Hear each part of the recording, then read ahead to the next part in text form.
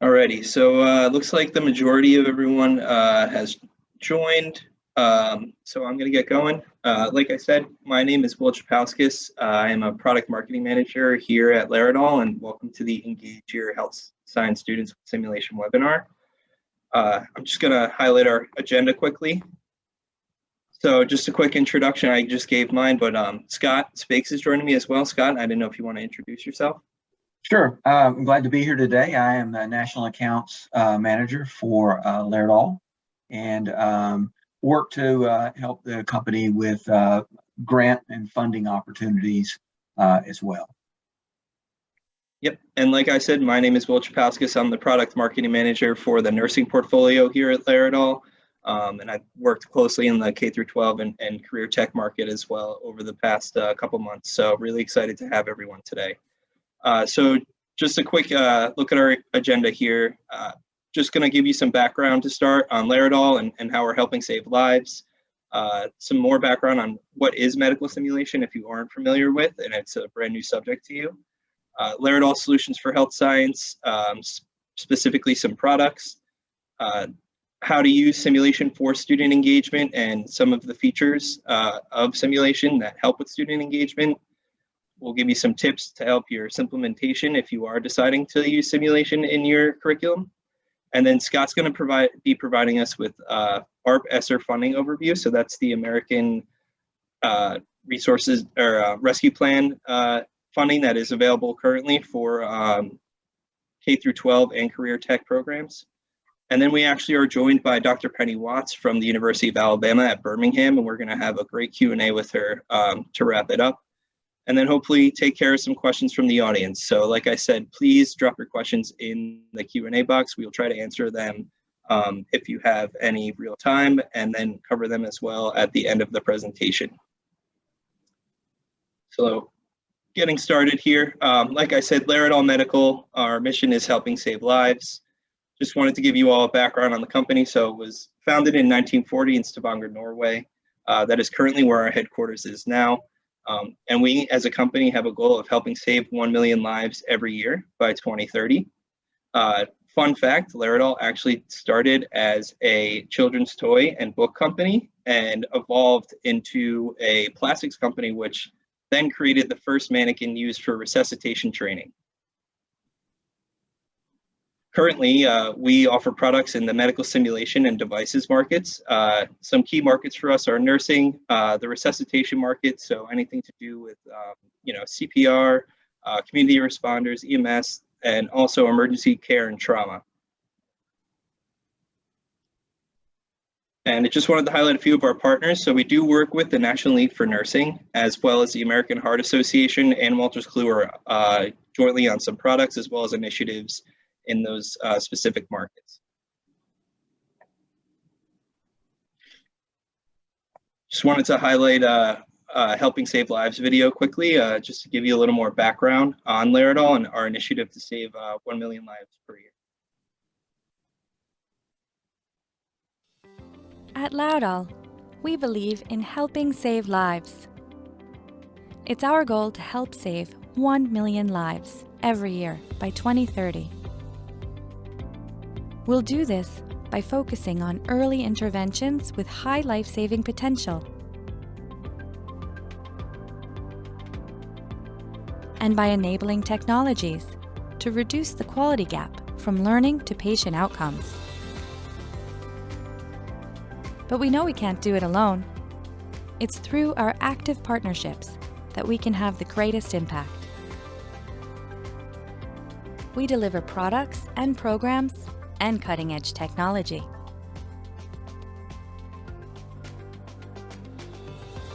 But our products and programs don't save lives. People do. We help healthcare providers to be competent and confident. We're more than 1,600 people in 25 countries working towards a common mission. Our mission is helping save lives. One life at a time.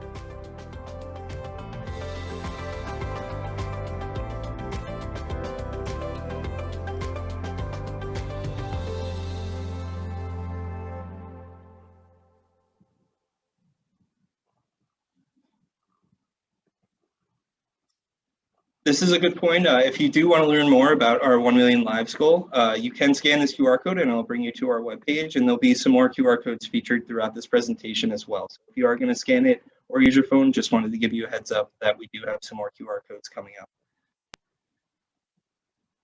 All right, so I wanted to give you all a background on kind of what is simulation and set the tone for this presentation. So what is simulation-based education? So essentially, it's any educational activity that utilizes simulation and aiding to replicate clinical scenarios. That could be a cardiac arrest. That could be, birthing a child. So we actually sell and market products here at Laerdal that help nursing and K-12 and career tech programs with certain areas of simulation and integrating it with their curriculum. Just wanted to highlight some different types of simulation here. So task trainers and low fidelity simulation, I'm going to go into this a little more as in respect of Laerdal's products on the next slide, but just wanted to set the base here. So task trainers and low fidelity simulation is really focused around skills practice, and you really don't get much feedback from the device itself when you're using it. So it's more focused on clinical competencies, as well as making sure there's good communication around a team if it's in a team scenario, or practicing any skill that is repetitive to implement the correct learning techniques.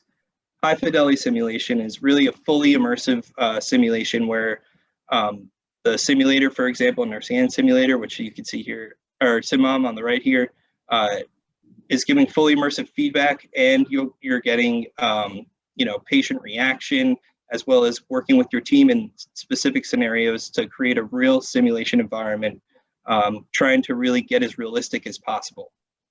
Standardized patient simulation. So this is actually actors who play the role of the patient.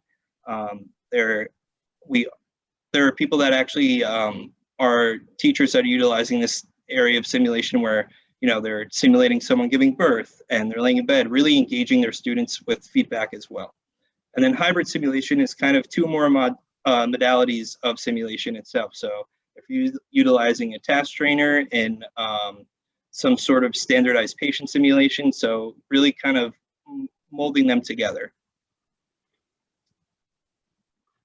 So how can simulation help your health science program? This is really just more of kind of a reference point. So the National Council of State Boards of Nursing actually held a study in 2010, and it provided substantial evidence that up to 50% of simulation can effectively be substituted for traditional clinical experience. So nursing students were exposed to simulation instead of actual clinical experience, and there was a lot of great research and outcomes from that study that provided evidence that simulation could actually replace some sort of clinical experience and have the same effect on the learner.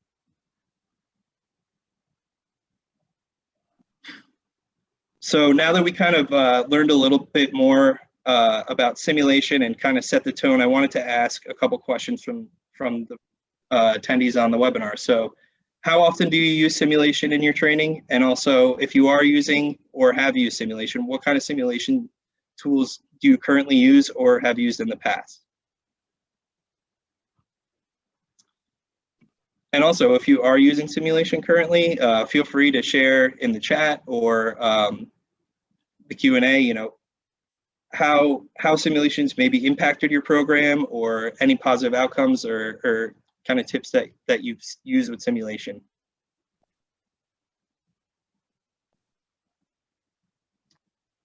Alrighty, I know we're getting some answers here with the poll, so just taking a look at the poll results here. So we had 50% of everyone say they sometimes use simulation. 28% of our attendees have never used simulation, and then often some of our attendees are using simulation, 22%. So currently, the modalities that are being used for simulation from everyone here is majority is mannequins and simulators, which is great. Good to see some virtual and online simulation tools. I think with the pandemic, there was kind of a shift that was there. A combination of tools above, so it could be a task trainer or standardized patient or simulator, kind of a hybrid simulation scenario. And then there's some people that haven't been exposed before, which is great to hear.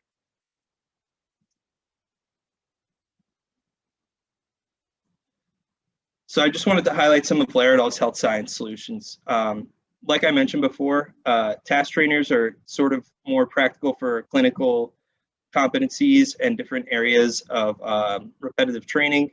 So Laerdal offers different areas of nursing curriculum, as well as curriculum to learn around anything from IVs. So you'll see there we highlighted the multi-IV arm, airway management trader, so you can really practice intubation, maybe a bag valve mask, respiration techniques. And then also I wanted to highlight some of our virtual simulation products as well. So vSim for Nursing is an actual scenario-based program that we've worked with the NLN on, as well as Walters Kluwer. There are scenarios that can expose students early on in the process. So for example, this is the fundamentals of nursing, and it really immerses the student in a full scenario of a simulation, whether it be asthma, a cardiac arrest, just to highlight some of the scenarios on vSim for Nursing. But it's a really great tool for getting students interested in nursing and engaging them, as well as being able to debrief from a simulation without actually holding a live one. So I know I mentioned low fidelity simulation before, so Laerdal does offer low fidelity mannequins as well as high fidelity simulators, as you see to the right. So nursing and basic with SimPad Plus really is kind of more of the less feature-rich mannequin, but it also is great for teaching simulation in a classroom setting where it's not necessarily giving as much feedback as you would get from a simulator. And also Little Family Q CPR I wanted to highlight as well. That's more centered around our CPR training and certifications, but it's also very valuable for students to be engaged with CPR early. As far as high fidelity simulators go, we have our nursing and simulator, and you'll actually see the African descent skin on her right there, and also nursing and simulator geriatric. So more of a feature rich, you'll get more feedback. So they do offer, chest rise and fall. You'll see the eyes are blinking. She's able to have anterior and posterior sounds, bowel sounds, lung sounds. She has bilateral pulses up and down her body. And really the skin, the hair is trying to, disbar disbelief from the simulation. So it's very realistic to the touch. You'll see she's able to be practice CPR, really any kind of skills assessment can be done on her, as well as nursing and mannequin.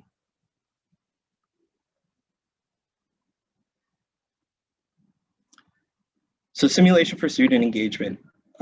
Really wanted to highlight, hands-on practice versus didactic learning. Students like to be incorporated in your lessons. So the typical didactic learning of, a presentation may not be the most engaging. So it really using hands-on practice and simulation together entertains and motivates students at the same time. So including them in a simulation really may spark interest in an area that they, didn't know that they were interested in. It also prepares them with communication skills practice. So if you're doing simulation in teams or some sort of scenario where, there needs to be an communication for patient care or any sort of tactics that are going on with the simulation, it really helps with students' communication skills down the line. Really wanted to point out as well, starting with your key learning objective. Keep things simple. So if it's training for one piece at a time, whether it's giving an IV, applying a nasal cannula, wound care itself, which skills are needed to achieve the actual objective of the lesson, and then implement that into the simulation, really draw your plan as to how the students may use that throughout the simulation. Also getting creative, creates, like I said, a hands-on fun environment for students. So utilizing some of our products, I know some customers have maybe done a CPR competition in class, like I mentioned, standardized patients, perhaps asking a student to be a standardized patient and having them act out a scenario. And then also debriefing. This is a really important area with your students. So what did they like about the lesson? Did they like to be incorporated as a standardized patient? You're really utilizing the feedback that your students give you and what they've learned on to enhance the future learning opportunities. And hopefully this really helps them get more out of simulation as you move forward with it in your curriculum.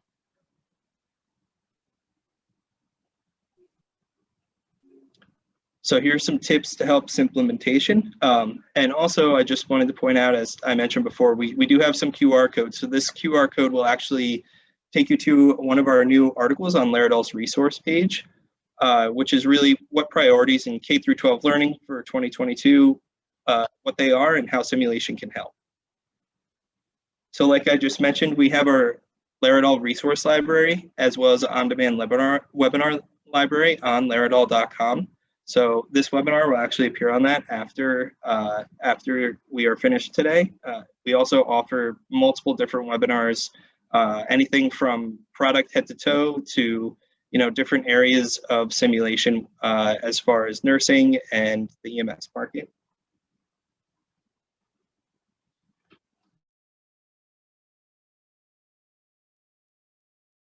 Course, as to getting your staff trained, learning more about simulation and implementing simulation into your curriculum. There are virtual courses available as well as e-learning courses as well, which have been worked on with the National League for Nursing, just to name one of our partners. Teaming up with local community partners. Utilizing local hospitals or education organizations. They may have already implemented simulation in their program and may be able to give you a few tips or actually utilize some of their resources for incorporating simulation in student engagement. And this actually may help market your health science program in the long run. So a partnership with a local hospital or organization speaks volumes to someone who's really looking to make the most out of their learning. And then the last point here is utilizing funding opportunities. So I know I mentioned that Scott Spakes is going to cover ARP-ESSER funding, but there is funding available, and just taking advantage of utilizing the funding and applying it to the areas of your program which you're looking to increase with simulation is really important. And Scott, I didn't know, I'm going to switch the slide over to you now, and you can take it away for ARP-ESSER. Sure, thanks, Will. I appreciate that. So ARP-ESSER funding is the American Rescue Plan Elementary and Secondary School Emergency Relief. So in 2020, when the pandemic first started, and we had a lot of CARES funding that the government released, a lot of that funding was targeted more towards college and university setting. Those schools were really able to utilize that funding in a significant way to be able to help, really firm up their simulation programs. A lot of situations where clinical rotations were unavailable, and so suddenly simulation was, the main way to get hands-on experience, and so things had to be expanded. And that government funding really helped. So, fast forward to 2021, the CARES funding kind of turned into HERF funding. And then now the real push that the government has provided was last March with the ESSER funding.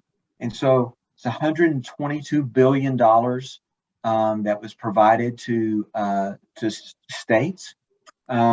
It's very common. If you look at the funding list, for most states have at least $1 billion in funding. And I know those are huge numbers just to toss around, but the federal government really has worked hard to try to backfill with some of the financial resources to make sure that everyone's district is able to continue to function well. So that funding was established in March of 2021. It extends through September of 2023. And the real way that the funding, what it really does for the schools, again, the real purpose was to help keep schools open for full-time in-person learning, primarily focused on the students' needs, both their education needs, their social needs, emotional, mental health needs, all of the things that have been disrupted by the pandemic, and also to provide funding for areas that are, in economic distress as well. That's really kind of been, kind of exacerbated by the pandemic. So that funding it automatically went to the states. It's not like a grant that you're competing with the school down the street or anything like that. It's funding that fell into the state, and then the governor allocated that to the school districts. And the real differentiator between the ESSER funding and the CARES and HER funding is the ESSER funding, while it is at the district, it required a plan by each state that had to be approved by the NEA. And that plan really lays out how that funding is spent and allocated. The really cool thing about it, and Will, you can switch to the next page if you'd like. The really cool thing about the funding is there is a significant portion of allotment for funding that can, buy, equipment type needs. Again, there's $109 billion. It's at any state elementary or secondary school, charter schools, anything that's what's the government refers to as an LEA, a local education agency.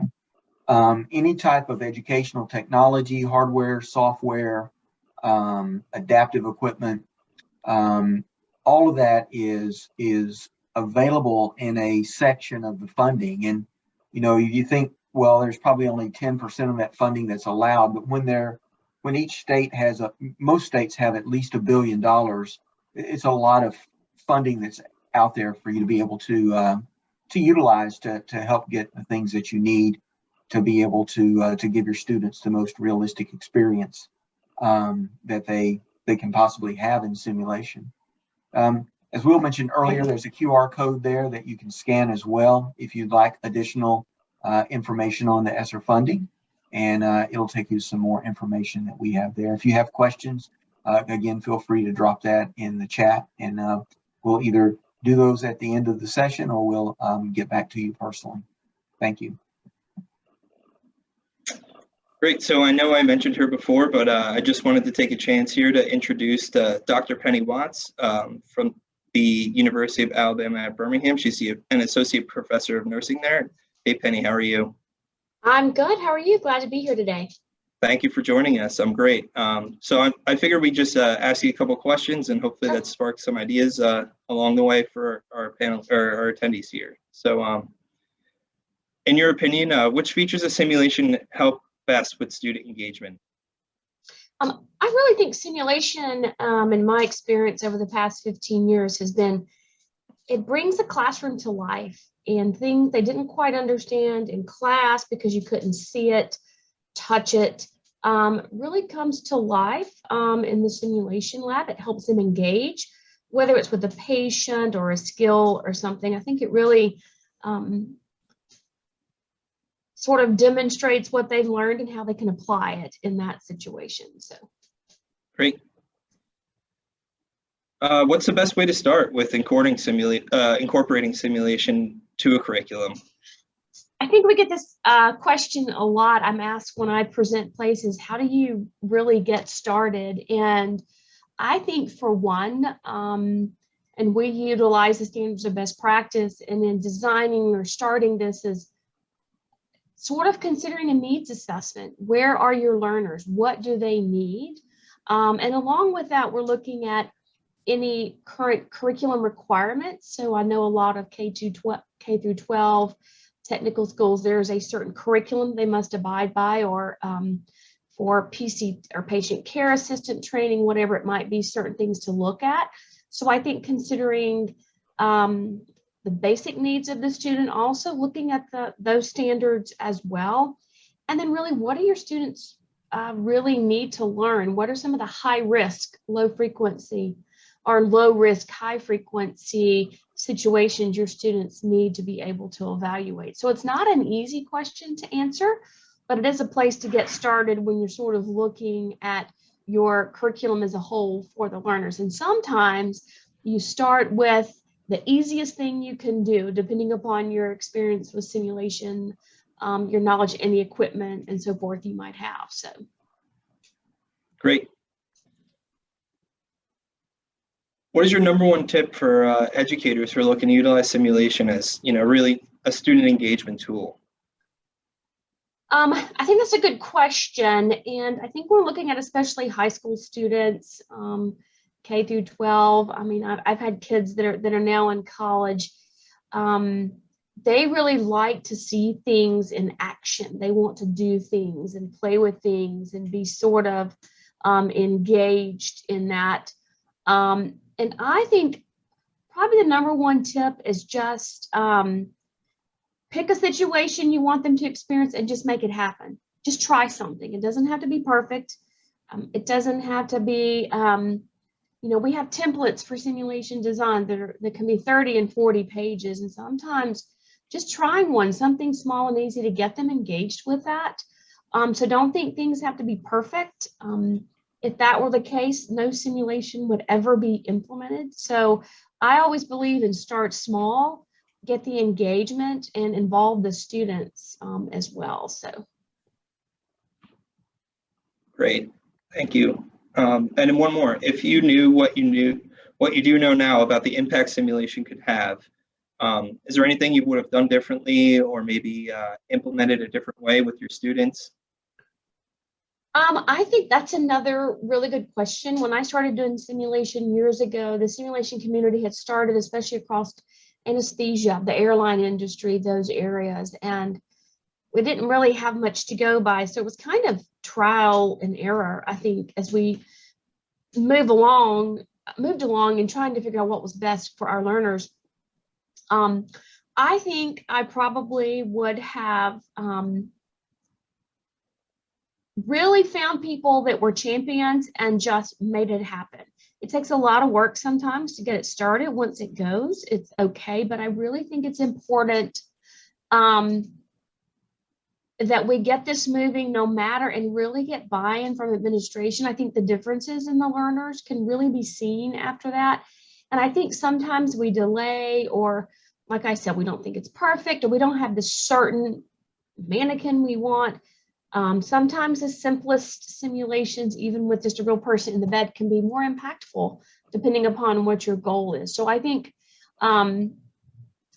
it is changing the world in a lot of hospitals and clinical areas as far as patient safety and the way it's integrated throughout. So simulation is not going away.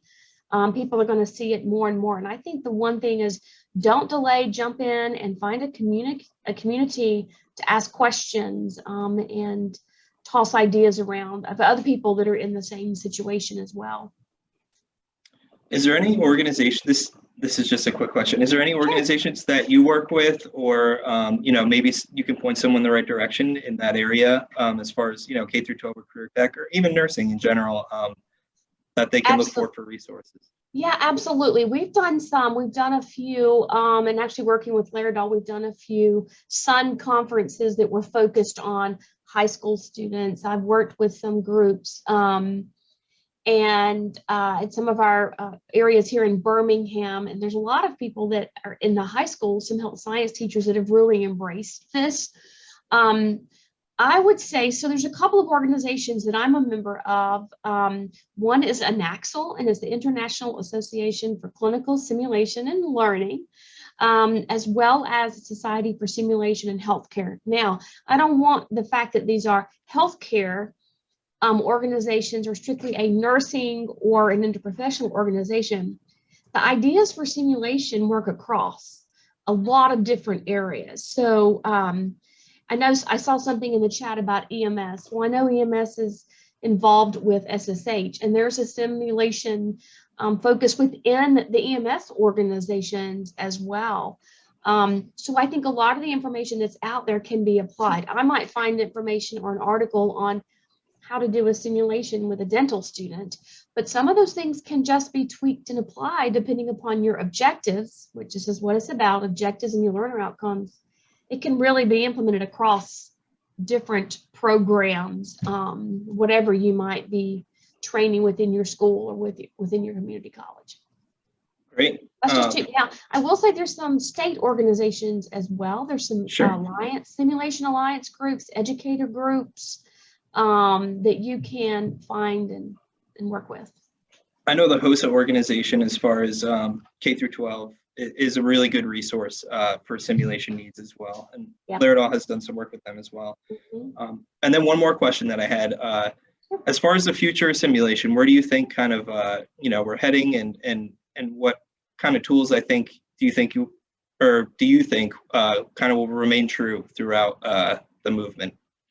I was asked this question previously. I was in another webinar. If I had a crystal ball, what would I say about the future of simulation?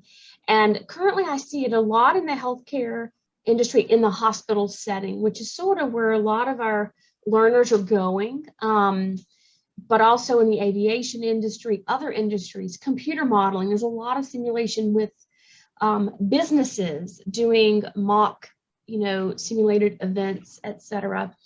I see it growing, and that's really moving, I don't want to say 100% away from the classroom, but really seeing a good balance of the knowledge and the didactic information strategically planned with simulation and practice, as well as live in-person, whatever that scenario, whether it's healthcare or firefighting or whatever. So sort of a good balance of all of those. I do not think it's going away. It's growing around the world. Simulation is something that's huge in Australia and China and Japan and all of these places, Canada. So, and I think it's a pretty valuable and impactful tool that can be used for a lot of different things. Great, thank you. I hope you just stick around for a little bit, and maybe we'll have a couple more questions in the chat. So like I said, everyone, please feel free to answer some, or to ask some questions in the chat, and we will try and get them answered. Just the next slide. So that was a good segue. What questions can we answer from you? So like I said, I see we do have some in the chat, and Scott, there is a ARP-ESSER question to start. So is ARP-ESSER funding available for higher education as well? If not, what funding is available for higher education? The ARP-ESSER funding is focused on the K through 12 market. The big opportunities with funding, or at least the government funding as a result of the pandemic for higher education, were the CARES Act and the HERF funding. And both of those have pretty much expired. If your school was late to register for the HERF funding, there may still be some HERF funding around. You can check with the folks in the business department that typically handle that type of thing. But for most places, those fundings dropped in for a period of 12 months, and most of that was probably expired in late January to early February.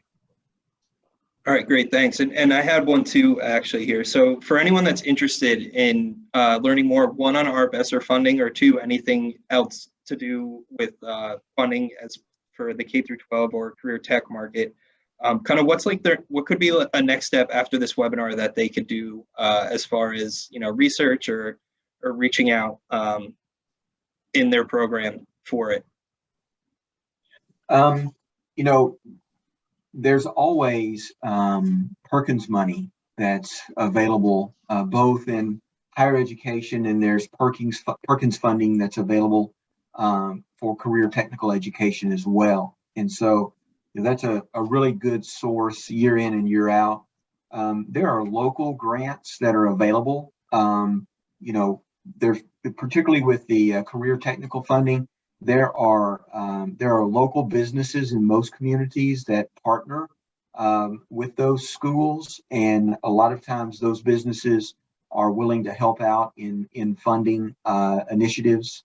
And then there are just general grants that are available through, it's just kind of an online research situation that you kind of have to go through to look for the local grants that are available as well. Statewide grants. I live in Arkansas, and Blue Cross and Blue Shield is tremendous in their support of different programs through their Blue and U grant process.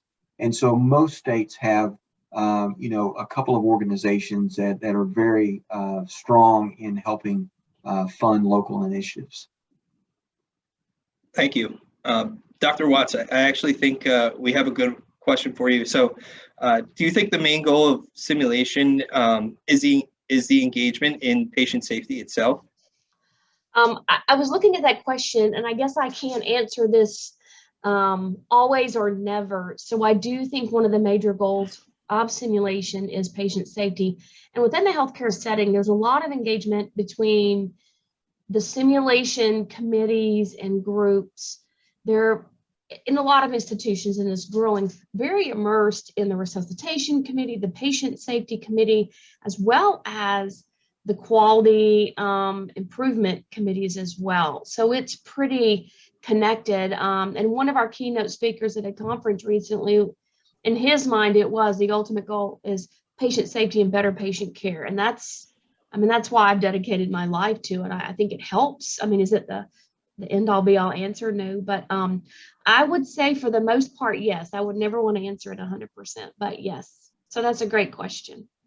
And that is in that realm. Now, other people are doing simulation with other groups or types of learners. So in healthcare, I would say definitely so.